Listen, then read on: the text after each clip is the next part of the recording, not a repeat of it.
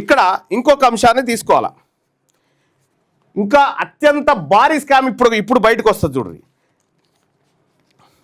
మొత్తం తెలంగాణ రాష్ట్రంలో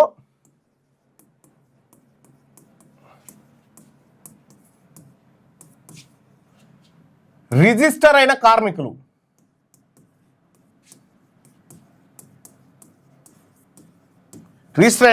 ఎంతమంది అంటే 2022 నాటికి 12,13,696 మంది కార్మికులు.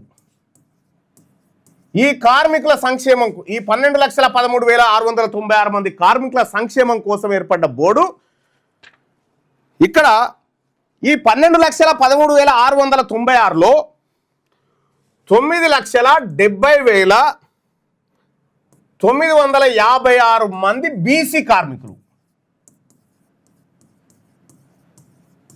బీసీ కార్మికులు 9,70,956 మంది బీసీ కార్మికులు. ఇప్పుడు ఒక్కొక్క బీసీ కార్మికునికి రావాల్సినటువంటి సొమ్ము ఎంత అంటే 21,075 రూపాయలు రావాలి. 21,075 రూపాయలు రావాలి.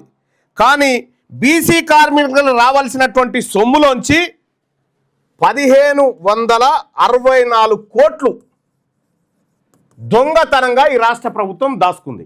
దొంగతనంగా కార్మికుల చెమటను, కార్మికుల రక్తాన్ని దోసుకుంది. 1,564 కోట్లు ఓన్లీ బీసీ కార్మికులే.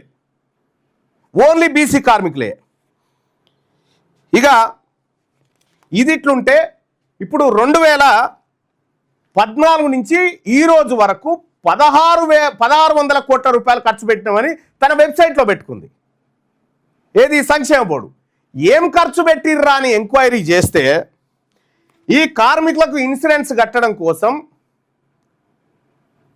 ట్రయల్ బ్లేజర్స్ అనేటువంటి ఇన్సూరెన్స్ బ్రోకర్ కంపెనీ ముంబై అంధేరిలో ఉంటుంది. అది ఆ కంపెనీకి 500 కోట్ల రూపాయలు కట్టిరు. 500 రూపాయలు కార్మికుడు చనిపోతే ఆ కంపెనీ నేరుగా విడికియాలి. కానీ ఇక్కడ తెలంగాణ రాష్ట్రంలో ఉన్నటువంటి అధికార పార్టీలో సీఎం ఛాంబర్లో తిరిగేటువంటి ఒకడు, ఆ తర్వాత